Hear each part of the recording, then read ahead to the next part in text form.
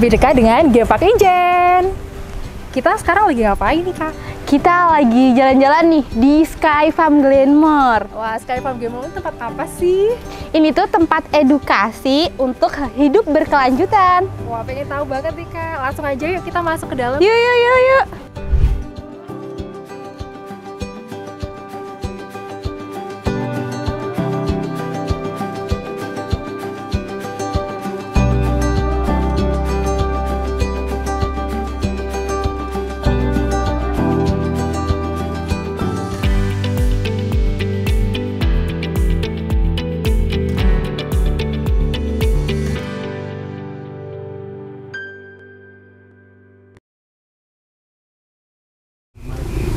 Halo Sobat Geopark, kali ini kita kembali lagi dalam podcast yang terbaru di Geopark. Nah, teman-teman, kita kalau sekarang mau kenalan nih sama dua dokter yang dibilang bisa istimewa gitu. Kenapa bisa istimewa? Kan pengen tahu ya seperti apa. Langsung saja ya kita kenalan sama Dokter Ananta dan Dokter Anita. Halo dokter. Halo. Biar lebih dekat kenalan sendiri gitu ya dokter ya. Ya, mulai dari dokter aja dulu. Oke. Saya adalah Dokter Ananta. Saya adalah dokter spesialis ortopedi dan traumatologi. Masalah tulang dan sendi lah ya. Saya bekerja di RSUD Belambangan Banyuwangi dan di Rogo Jampi, RSUD PKU Muhammadiyah Rogo Jampi, dan saya buka klinik sendiri. Oh, punya klinik sendiri ya, Dok Ya. ya. Oke, lanjutnya. Dokter Anita. Halo, nama saya Anita. Saya dokter umum. Sehari-hari sebagai ibu rumah tangga, terus juga mengelola klinik bersama Pak Ananta. Manajer saya. Iya, jadi kalau di klinik dia bawahan saya. Dan di sini juga mengelola beberapa bisnis di Sky Farm Glenmore.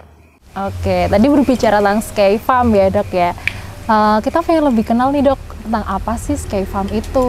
Terus ya, kenapa sih bisa ada Sky Farm gitu sekarang gitu. Oke. Ya, silakan dok. Dokter Ananta dulu deh. Siap. Jadi pada awalnya saya itu ingin mimpi kami berdua. Kami sangat-sangat konsen dalam artian risih melihat banyaknya masyarakat yang tidak peduli dengan global warming atau pemanasan global. Jadi ibaratnya udah kebakaran nih, rumah udah kebakaran, tapi banyak yang nggak sadar, banyak yang masih ya cuek-cuekan. Akhirnya saya dengan istri membuat sebuah konsep kawasan rumah mandiri, dan kita sebut namanya konsepnya homestead, berasal dari kata home, rumah, dan steady atau berdiri sendiri, untuk bisa kita jadikan percontohan dalam hidup berkelanjutan. Tujuannya apa? Biar sama-sama tahu bagaimana caranya hidup sehingga bisa diteruskan ke anak cucu kita nanti. Jadi nggak cuma kita tok yang numpang hidup, tapi anak cucu kita juga bisa merasakan kehidupan yang baik ini. Seperti itu. Kalau boleh tahu ini dari tahun berapa ya? Ini awal mula kita membangun pagar dulu, karena waktu itu cita-cita kami, kemandirian pertama yang diusahakan Sky Farm itu adalah mandiri pangan. Jadi tahun 2018 kami membangun pagernya dulu. Jadi belum ada struktur apapun di sini gitu ya.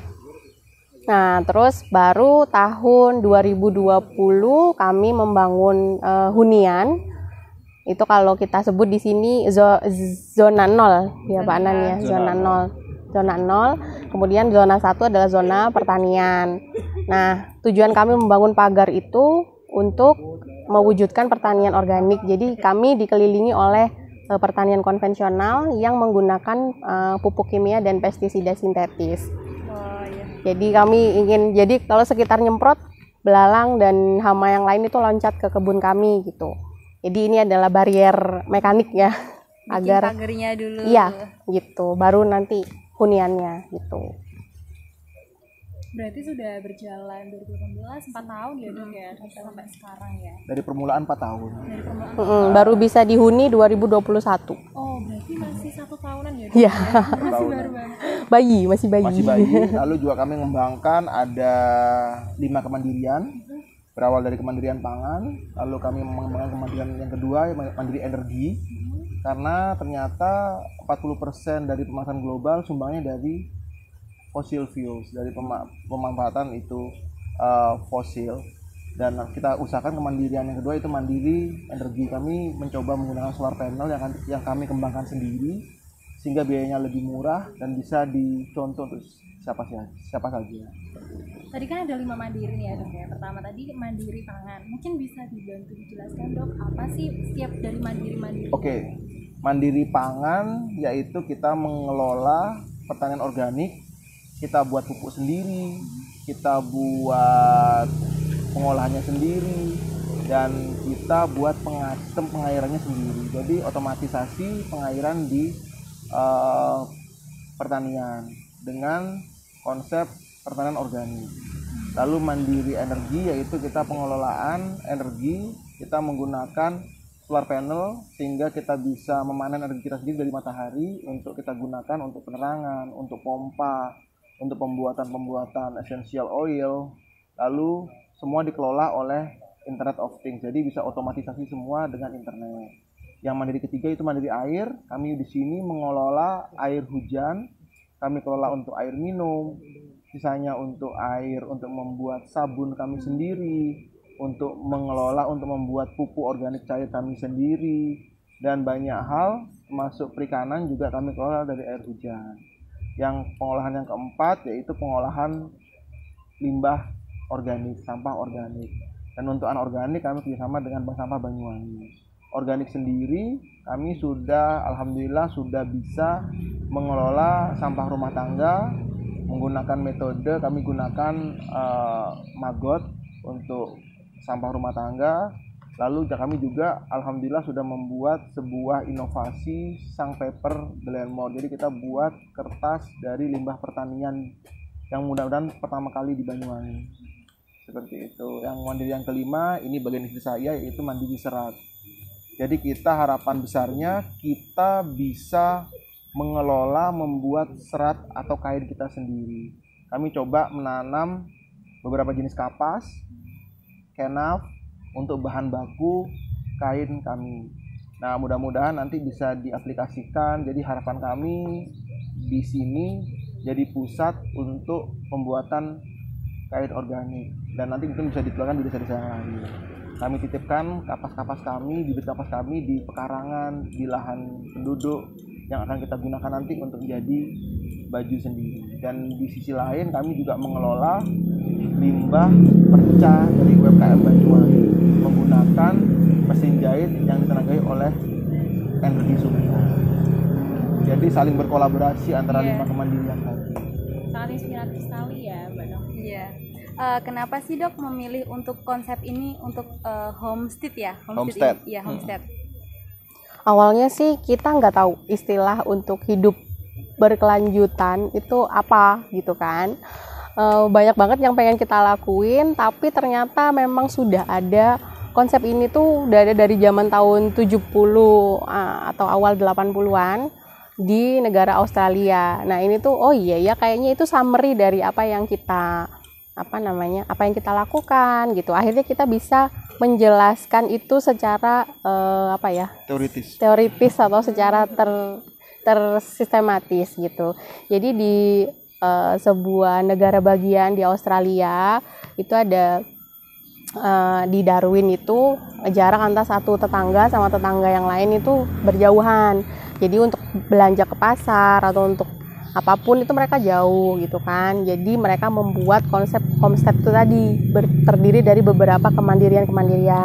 Mereka bertanam di situ, beternak, memasang di sana sih nggak melulu energi surya, ada macam-macam gitu. Tapi di sini yang kita pakai energi surya. Nah ternyata itu namanya homestead gitu. Jadi kita juga enak untuk menerangkan ke orang lain konsep ini tuh namanya homestead gitu. Itu sih. Dari awal mula pendirian nih Dok, ada nggak sih kayak tadi kan pertama bingung nih namanya apa. Terus awal mula pendirian kita mulainya dari mana? Bisa kan bingung ya dok ya? Iya. Kita mulainya dari mana gitu kan. Itu dulu awalnya gimana sih dok kok bisa mulai kita mulai dari pagar dulu kayak gitu. Oke. Gimana sih? Itu percaya atau enggak, Pak Ananta dulu itu tidak memilah sampah loh. Iya. Awalnya ya. Awalnya itu Saya nggak peduli dia sama nggak- itu. saya yang milah dari awal, organik sama Jadi anorganik. yang awalnya tuh dari Bunan dulu. Iya. Untung saya terpengaruhi. Untuk Karena jatuhnya air mata. Jadi akhirnya terpengaruhi dan saya terpaksa sebenarnya milah sampah. Betul. Dan akhirnya saya tahu manfaat ternyata di sebuah pemilahan sampah itu ada sebuah nilai agama di situ. Karena Nilai ternyata ekologis kalau kita nilai ekologis juga, jadi kalau kita tidak memilah sampah, kita sebenarnya membuat bom untuk generasi Generasi mendatang. yang akan datang. Jadi begitu sampah anorganik dan organik itu disatukan, itu akan jadi masalah. Jadi memang harus dipisah mereka, nggak boleh disatukan. Kalau disatukan, nggak ada yang ngelola, bahkan jadi masalah sekarang. Seperti sekarang, TPA penuh dan sebagainya. Akhirnya saya berpikir bahwa ini bukan sebuah pilihan, tapi sebuah kewajiban. kewajiban ya sebagai seorang manusia. Iya, itu konsepnya seperti itu. Kok namanya Sky Farm? Pertama anak kami itu Sky namanya. Oh, namanya Iya. Sky. Eja Sky Janka Habibi. Jadi kami punya anak itu setelah 6 tahun menikah. Jadi Eja Sky keajaiban dari langit.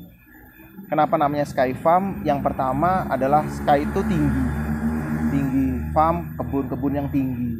Jadi dengan harapan dengan kebun ini kami bisa mendapat keridhaan dari langit, beribadah dengan kebun ini. Terus yang kedua, Sky Farm itu anak kami. Harapannya kebun ini nanti, tempat ini dapat kami wariskan ke anak cucu kami. Gak hanya Sky sebagai anak, tapi generasi mendatang.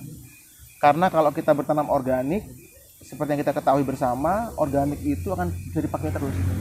Kalau kita pakai pupuk kimia sintetis, lalu pakai pestisida sintetis, suatu saat tanahnya akan rusak dan kita nggak bisa mewariskan apa-apa kepada anak cucu kita. Nanti paling kering dan akhirnya dijual sama mereka. Kalau seperti ini, selama pengolahan tetap organik, akan berkesinambungan. Itulah konsep dari hidup berkelanjutan.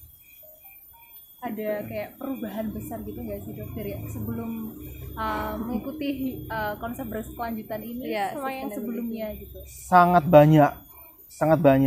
Salah satu ya dok. Salah satunya hidup saya lebih tenang.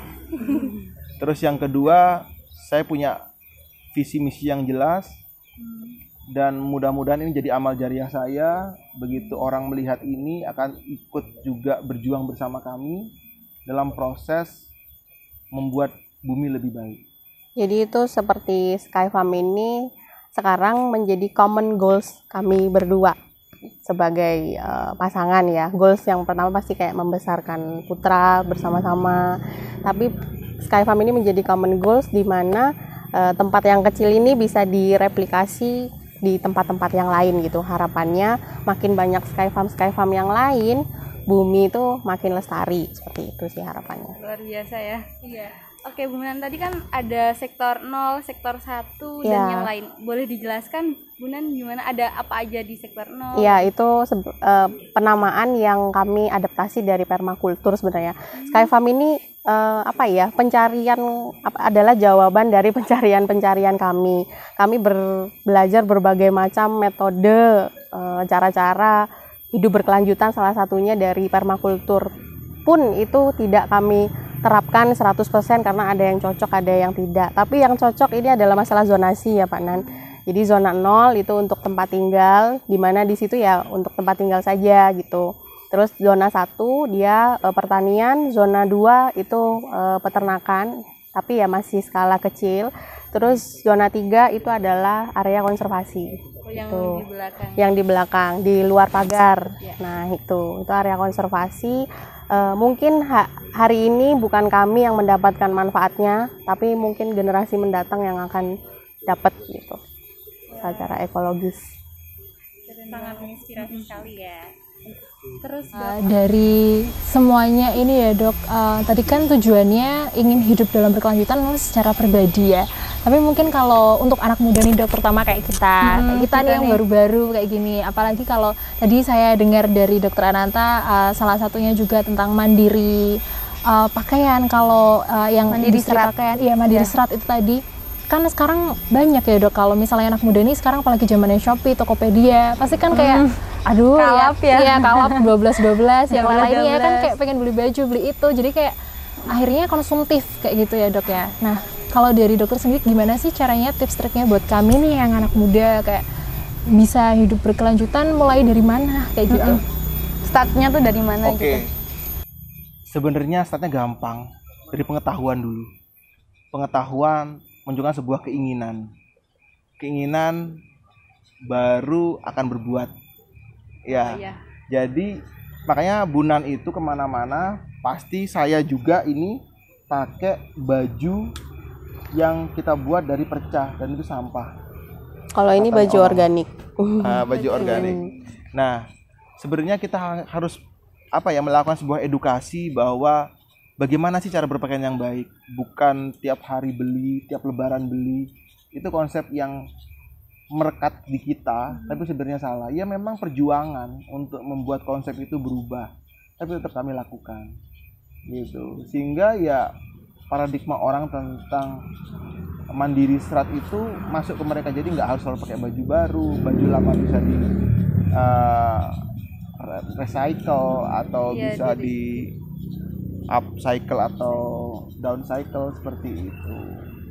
Mungkin juga kita harus mengubah paradigma belanja ya. Mungkin anak muda wajar banget, kita dulu juga waktu muda merasa hidup kita terlalu ini ya, imatur, kurang mempertimbangkan segala hal, pun juga dalam membeli baju gitu ya.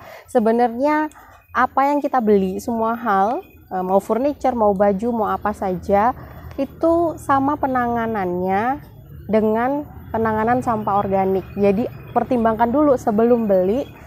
Nanti kalau dia sudah nggak saya pakai, mau saya kemanakan, itu dulu yang harus dipikirin. Secara ideal, baju organik adalah pilihan utama gitu ya. Misalnya mau beli, nggak apa-apa menurut saya, Idul Fitri boleh beli baju, boleh, karena itu adalah pergerakan ekonomi juga gitu. Apa jadinya kalau kita nggak belanja? Bagaimana nasib para pengrajin, para fashion designers, bagaimana para pekerja kria gitu. Tapi ketika kita membeli, kita harus mempertimbangkan, kalau sudah saya tidak pakai, itu mau saya taruh mana. Kalau baju organik gampang, tinggal sama seperti sampah organik, yaitu dikomposkan, seperti itu. Tapi permasalahannya, nggak semua orang atau nggak semua baju yang beredar di Indonesia atau di dunia ini adalah baju organik. Kita juga ada masalah limbah tekstil seperti yang Pak Nan pakai. Di Banyuwangi aja 1 MKM bisa menghasilkan 30 kalau sepi dan 80 kg setiap bulan limbah tekstil. Dan mereka membuang begitu saja. Nah, ini kan limbah tekstil itu baru ya, bukan pakaian bekas. Jadi belum pernah dipakai manusia sebelumnya. Jadi ini menurut saya lebih layak daripada kita tukar-tukar baju, second hand, thrifting. Sekarang fenomena yang banyak ya. Pertama, kalau thrifting, kita harus punya pengetahuan dulu. Thrifting itu beresiko banget menularkan berbagai macam penyakit dari parasit, virus, bakteri.